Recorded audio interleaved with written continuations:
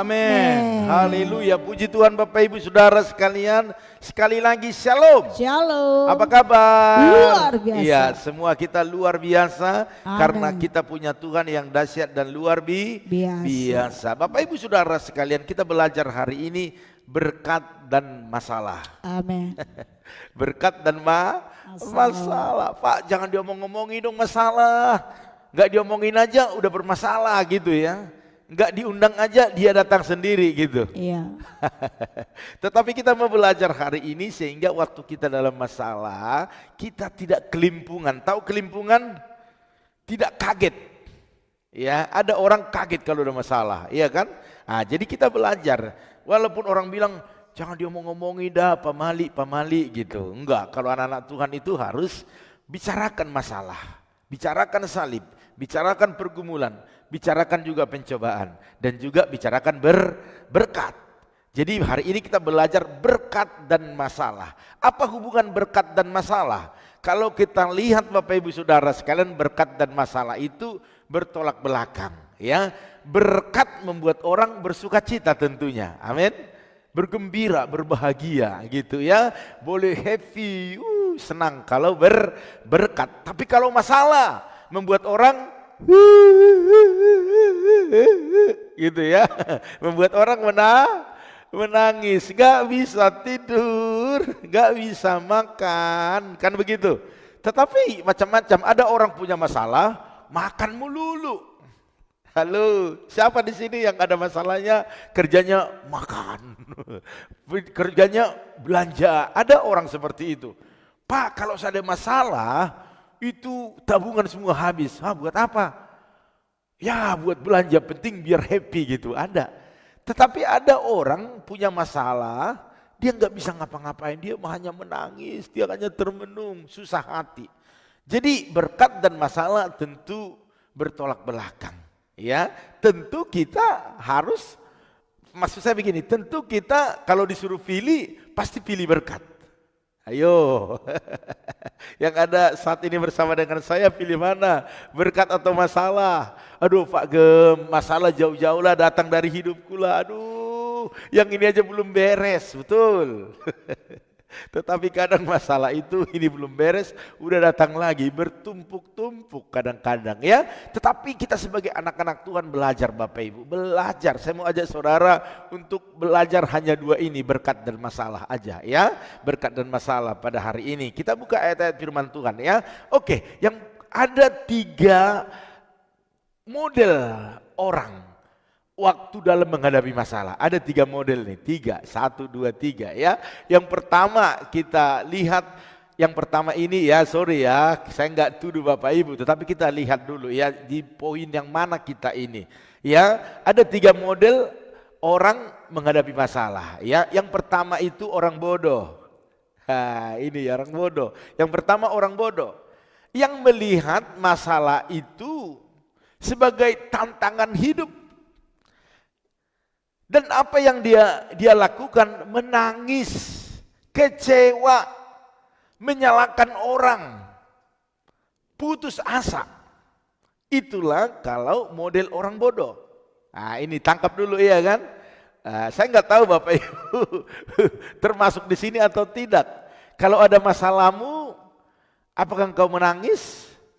Apakah engkau sering kecewa, menyalahkan orang, dan putus asa? Nah, itu yang pertama ya. Yang kedua, perhatikan.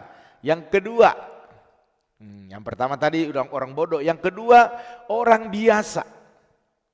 Orang biasa ini adalah orang yang hanya pasrah di tengah masalah. Ini orang biasa nih, hanya pasrah. Ya udah deh, udah nasib, ya nasib, ya nasib gitu kan. Biarlah, ya biasa begitu. Orang biasa itu hanya terima nasib aja, pasrah. Tidak ada yang dilakukan. Dia tidak menangis, dia tidak kecewa, dan dia tidak juga melakukan apa-apa gitu. Biasa aja gitu, biasa. Itu orang bodoh, orang biasa. Dua. Yang ketiga, ya saya berdoa Bapak Ibu ada di yang ketiga ini. Yang ketiga ini ya, yaitu orang yang berhikmat dan berkemenangan. Jadi tipenya 3 kan? Yang pertama orang bodoh, orang biasa. Yang ketiga orang yang berhikmat dan berkemenangan. Kok seperti itu Pak? Betul. Yang melihat tantangan itu sebagai kesempatan atau melihat masalah itu sebagai kesempatan bagi dia untuk melihat mujizat demi mujizat. Wow. Pasti kita mau ada di situ ya. Mau yang di nomor 3, orang yang berhikmat waktu ada masalah, orang yang berkemenangan waktu masalah. Tetapi prakteknya apakah benar? Ya, coba Bapak Ibu boleh ada kan kolom komentar, boleh diketik di situ. Kalau saudaraku waktu ada masalah ada yang menangis, kecewa, nyalain orang, putus asa, jujur-jujur aja. Biar pagi ini kita bisa selesaikan ya.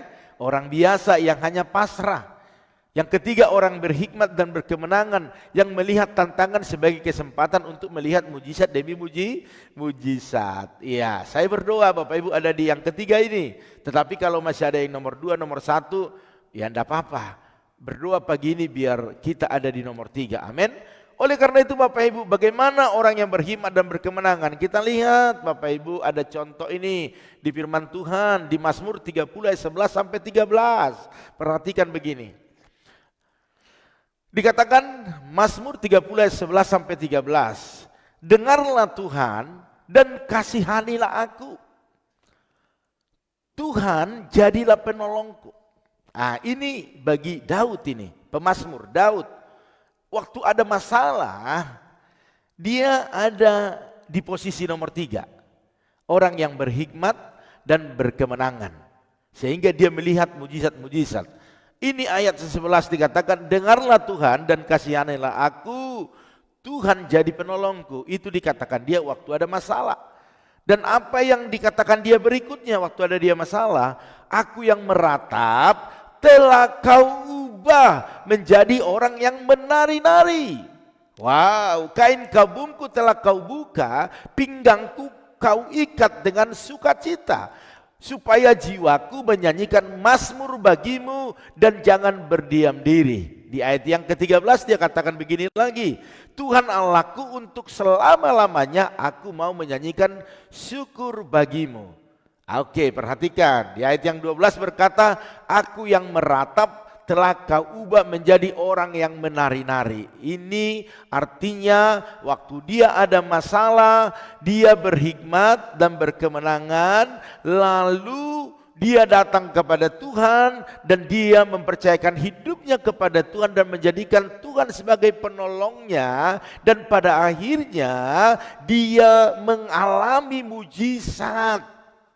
Dia mengalami pertolongan. Dia mengalami jalan keluar. Sehingga apa yang diperkatakannya, aku yang meratap. Artinya dia yang mengalami masalah pergumulan yang berat itu telah diubahkan oleh Tuhan menjadi orang yang menari-nari. Artinya bersukacita. Artinya diubah masalah menjadi berkat. Haleluya. Bapak Ibu mau di situ? Oke, kalau Bapak Ibu mau di sana, kita harus pilih yang ketiga. Waktu ada masalah, biarlah itu kita lihat sebagai kesempatan bagi kita untuk mengalami mujizat, untuk mengalami perjumpaan, mengalami pertolongan Tuhan. Jadi kita tidak hanya mendengar lagi apa kata orang, tetapi waktu kita ada dalam masalah itu, kita berhikmat dan kita datang kepada Tuhan minta tolong. Apa yang terjadi, kita akan mengalami seperti yang dialami oleh orang lain. Amin.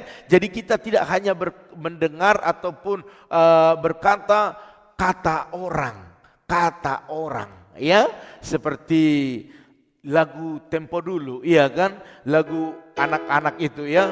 Oh burung kakak tua, katanya hinggap di jendela, katanya, iya kan? Jadi katanya, dia belum pernah lihat burung kakak tua, tetapi dia bisa sampaikan itu katanya. Jadi jadi Bapak Ibu juga harus merasakan itu. Mujizat itu Bapak Ibu harus rasakan dalam hidup Bapak Ibu. Caranya bagaimana merasakan mujizat? Ya ada dulu masalah. Kalau tidak ada masalah, tidak ada mujizat. Yang setuju katakan amin. Ya, jadi kalau tidak ada masalah, tidak ada mujizat. Kalau semua aman, Bapak Ibu tidak akan pernah merasakan kebaikan Tuhan. Oke, sampai di situ ya saudaraku sekalian.